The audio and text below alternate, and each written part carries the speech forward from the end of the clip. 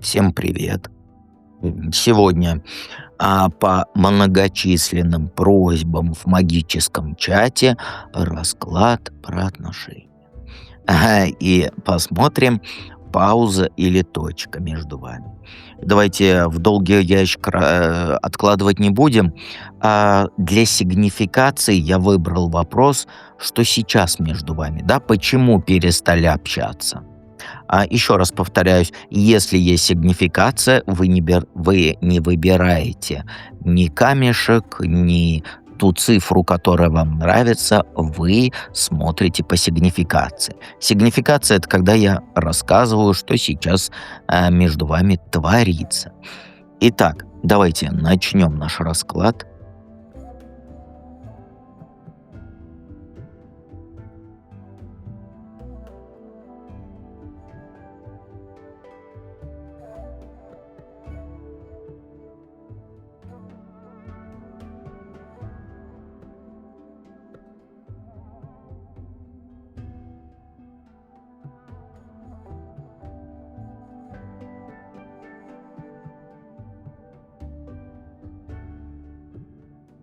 Итак, единички. Первый вопрос у нас, извиняюсь за кашель, первый вопрос у нас, то сейчас между вами, да, почему перестали общаться. Ну, по картам все конкретно. Вы оба на расстоянии, и это не просто какая-то там обида, нет. У вас прям тишина с планами в голове, вот я не знаю, как это сказать. То есть ты уже мысленно живешь дальше. Но при этом ты все равно время от времени там проверяешь, да, чего там у него, как он там. Но вид делаешь, что вообще тебе все равно, и вообще ты тут не при делах. Между вами нет ни криков, ни драм, а вот просто холодный разрыв. Общение оборвалось, потому что ты в какой-то момент устала ждать нормальных шагов.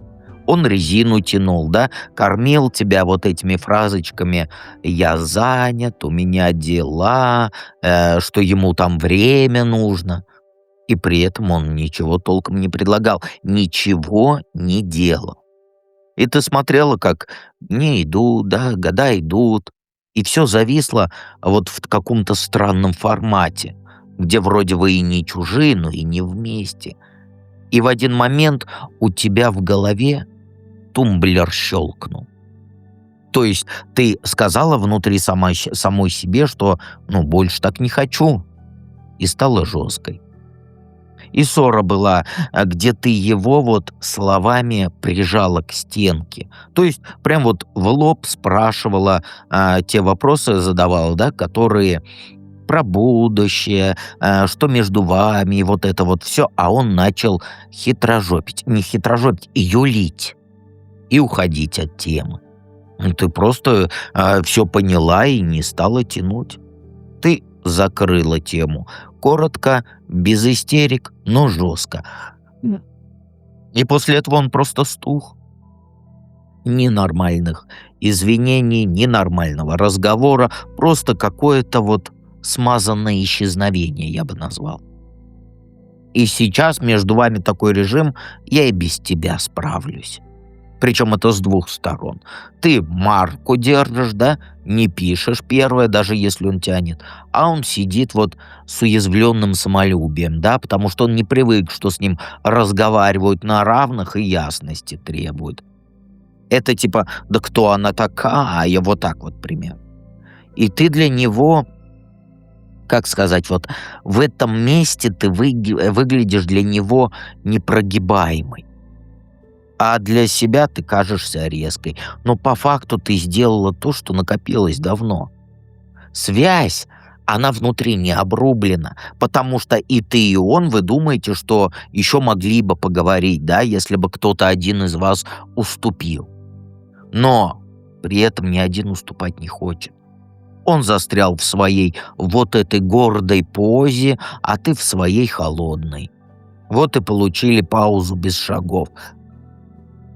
Формально, вот если причина, да, почему все встало, ты просто потребовала к себе взрослого отношения, а он на это не потянулся. потому что ему тоже проще вид делать, что его все устраивало как есть. Извиняюсь, я кашель вырежу.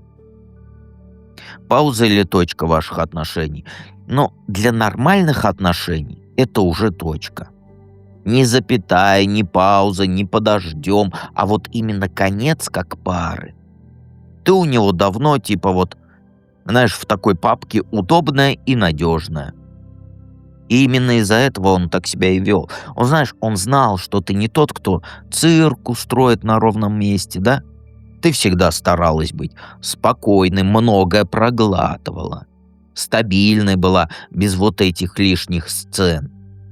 Ты поддержку давала, интересовалась делами его, подстраивалась под его график. И в какой-то момент он просто привык, что ты есть, да? Как вот фон, как фоновая музыка сейчас играет.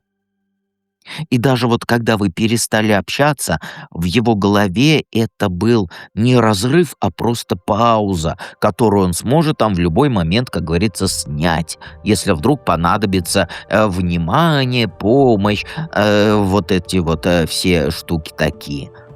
Ну, не будем, да, говорить, ты поняла меня. И он хранит тебя как запасной вариант, не вкладываясь, не думая, что у тебя там внутри, возможно, бардак творится. И именно поэтому с его стороны нет нормального шага. Потому что ты для него это не про то, что тебя нужно добиваться как женщину, а это у него про то, что ну была же, она никуда не денется, вот она тут рядышком, пусть она там губки свои подует, а я потом ей в тюль-тюлю. Я не знаю, что это за слово новое. В кураптоновском языке в тюль-тюлю, я думаю, что ты поняла, да? Мы, как говорится, оба с тобой поняли, что это. Точка стоит с твоей стороны. Просто ты пока сама ее до конца не прожила. Вот ты уже не веришь, что из этого что-то получится. Ты головой вот внутри, да, понимаешь, что нормальной пары тут не будет. Но ты же воспитана на сказках про Золушку и так далее. И внутри у тебя все равно где-то там теплится такая надежда, что он однажды появится другим, более там зрелым, вдруг признает, что он был неправ. Но это и мешает принять конец. То есть принять конец до конца, да, вот такая кураптоновская туфтология. И карты тут, знаешь, очень прямые. Как любимый человек, он свою возможность уже слил. Шанса на здоровые отношения с ним, ну, нету больше. Я вот никак не могу тебе выкрутить, что есть, и он вернется весь такой измененный, как Супермен, и скажет: я все это понимаю. Но, конечно, могут быть вот эти редкие выходы на связь. Типа попытки такие написать, выйти боком. Но это не про то, что вы снова вместе будете. Это про его писюлькинский интерес к твоей жизни. Понимаешь? История как отношение, она закончится. И закончилась. И чем быстрее ты внутри перестанешь ждать вот этого воскрешения, тем быстрее тебе легче станет. Здесь нет подвешенного состояния типа «посмотрим». Здесь именно завершенный формат. То, что он так и не дорос до тебя, и уже не дойдет, он не дорастет до тебя, понимаешь? Что делать, зная все это? Ну, буду говорить честно, ну, конечно, неприятно. Вот сейчас ты многое делаешь в голове и почти ничего в реальности. Объясню.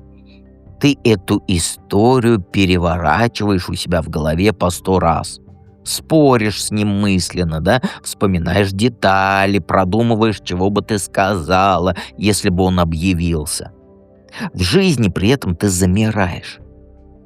Меньше активности, меньше новых знакомств, меньше движения. Ты как будто вот легла и ждешь, пока само отпустит. Сразу скажу наперед, не отпустит. Тебе нужно перестать лежать в этой вот спячке внутренней, да, и выйти в обычную жизнь. Даже если нет сил, нет настроения, апатия, лень, депрессия и другие вот эти красивые слова. Самое важное сейчас — не лезть к нему и не ждать шага с его стороны. Не смотри его соцсети, не проверяй, не спрашивай через кого-то. Любой контакт снова затянет в эту же яму.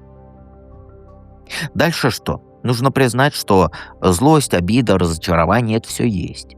Не делать вид, что ты выше этого и тебе типа пофигу. Просто все равно мне. Не ври самой себе. Мне ты не наврешь, а самой себе еще как врешь. Тебя разрывает именно потому, что ты держишь все внутри, не даешь этому выйти. Простая вещь. Выпиши всю грязь на бумагу. Без фильтров, с откровенными словами вот этими, да, ну, я не буду говорить, да, но ты поняла. Что он сделал, напиши, как ты себя чувствуешь. Вот не для того, чтобы это отправить, да, ему, а чтобы вынуть эту говняшку из головы. Потом вот эту бумагу порви или сожги. Но не устраивай из этого шоу для него. Нет, вот именно, что вот смотри, когда мы страхи берем, да, мы делаем ритуал. Красиво, с фанфарами, ну, я образно говорю. А вот это, наоборот, должно быть, как будто тебе тебе все равно, как будто. Понимаешь? То есть не устраивай из сожжения вот этого письма шоу. Это важно, потому что это только для тебя. И параллельно тебе нужно выйти в движение. Понимаешь? За телом посмотри, да? Посмотри жопку на свою. Приприседай. Дела какие-то, люди, знакомься. Запишись, куда ты давно хотела, но вот время не доходило, да, или руки не доходили. Не доходили. Не для того, чтобы кого-то встретить, а чтобы перестать жить вокруг одной писюльки среди 8 миллиардов. Понимаешь? И еще придется тебе людям «нет» научиться говорить. И спорить, когда тебе что-то не подходит. Ты потому что, знаешь, какая мягкая? Вот пластилин. Потому что ты часто сглаживаешь углы, чтобы не было никакого конфликта. И вот в новом контакте с людьми, с новыми людьми, попробуй иначе себя вести. Если человек встречу переносит в последний момент, опаздывает, если одно говорит, а делает другое, то не проглатывай. Это раньше. Вот та старая, та глотала, а ты нет. Прям ртом говори, что тебя не устраивает, и сделай шаг назад. Страшненько будет, потому что будет такое ощущение, что ты одна останешься. Но это и есть тот самый шаг, через который ты выходишь из вот этой старой модели своего поведения в отношениях. Как только ты начнешь защищать себя, не в голове, а вот в реальных действиях, тогда вот эта история с твоими отношениями и круговорот мудаков в природе, он перестанет висеть над тобой. Тебе проще станет дышать, и место внутри начнет освобождаться не под его возвращение, да, а под нормального человека, мужика с большой буквы. И будет он, как сказать, подстроен под тебя. Не подстроен, а вот, как сказать, он будет под твой характер. Где отношения будут, не надо нигде ничего молчать, не надо нигде ничего проглатывать обиды. Понимаешь? Все, так и делай, и всегда помни, что дед всегда рядом, поэтому смотри, я с крапивой за тобой наблюдаю.